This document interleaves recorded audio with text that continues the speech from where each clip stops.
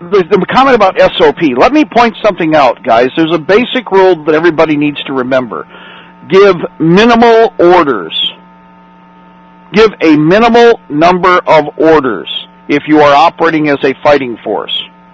That way, when orders are given, it is obvious that they are important and that you should be paying attention to them. Not that all orders aren't important, but minimal orders, minimizing any of the activity, means that you are expecting more from your men. And this is where standard operating procedure, SOP, comes in. In other words, establishing standards and establishing a standard of training to a specific level so that all of the action becomes automatic.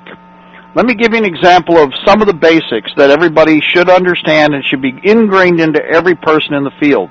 Obviously, we work in a staggered formation, but we also move 10 yards apart from each individual when traveling. Now, there's a number of reasons for this, but in addition to that, we increase our ability to respond by actively engaging an area of responsibility that's based upon, when I say area of responsibility, an observation area of control while we're traveling, although we observe our entire surroundings in the process where I'm constantly paying attention to where we are in the universe. But when we move, for instance, first man to the front is moving into the left. He automatically, if he's the point man, takes the muzzle of his weapon and carries it in the port down or port up. Again, I don't like muzzle dragging. That's the big fad right now. Down the road, we'll find that that's not a really cool thing in a temperate environment. It is something that again, the desert is a unique situation.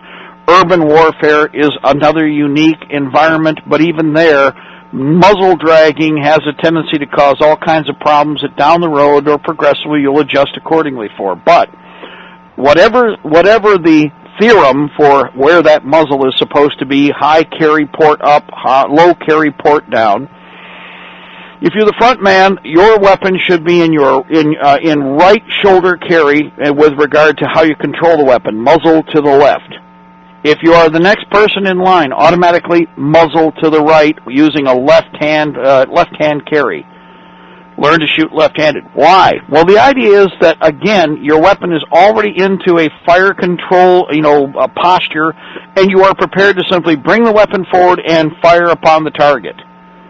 Now, again, this is designed for what's called a breaking contact or for disruption fire technique. There are many different philosophies about how to use the weapon, but first we need a weapon where it's supposed to be. Now, here's the thing. The third man will be to the left, the fourth man will be to the right, the fifth man will be progressively.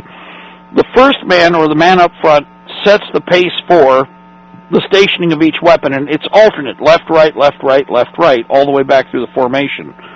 Now, no matter where you are in the formation, whether or not you're the designated point man, or if you're the third or fourth man back and you're the pace man, whether or not you're the RO, whatever your position in line, you have to think, immediately paying attention to where you are in the formation. And so that the controlling lanes of fire are alternated automatically. This is simply SOP. This does not require an order from anyone. It is standard operating procedure within the team. The set distance when traveling. Okay, in other words, when we're in motion. The set distance is established as SOP. Now, I will say something you've heard me comment about many times about trying to get troops to move. Trying to keep people from bunching up is a constant pain in the arse. And it's something that no matter how many years or decades you've watched this, typically people will, again, as they get serious, start to back off. Okay, in other words, they'll start to pay attention. But for whatever reason, every once in a while, this is why you have fire team and squad leaders, is because you have to remind the men, watch your spacing. Now, you don't want to constantly bark, watch it back, and start, cussing at somebody. It's watch your spacing.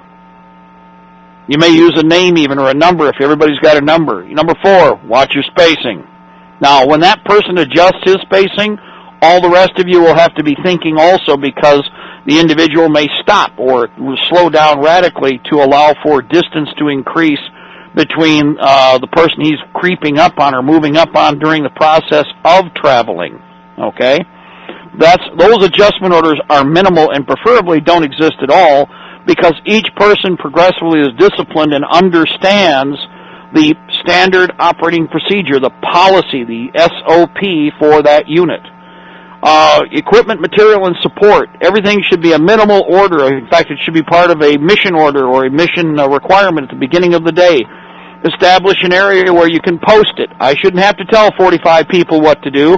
I should be able to post it someplace, and you're all adult enough to go look at the board to see what the equipment and uniform of the day or for the training or for the patrol cycle. And for the garrison, there will be specific requirements laid down. An SOP for giving orders or for giving what are limited orders as required by the environment and or activity are posted in such a way that there is little or no motion in the process of delivering the information and no special activity short of, again, the idea that one person can go check the bulletin board and he is the eyes and ears for the fire team or whatever. A special order or warning orders may be given for, again, response and or special mobilization activities. These, again, only require that a particular type of simple order is given, which puts in motion standard operating procedure with regard to individual preparedness. In other words, you have the responsibility to get yourself to a particular level of readiness in anticipation of an action. We already know what we'll be doing. There may be special orders given. There may be a change, for instance, because of new equipment or material issued, even as the formation is being prepared for deployment, or specialized equipment that is in short supply, so it is issued specifically for that action. Okay?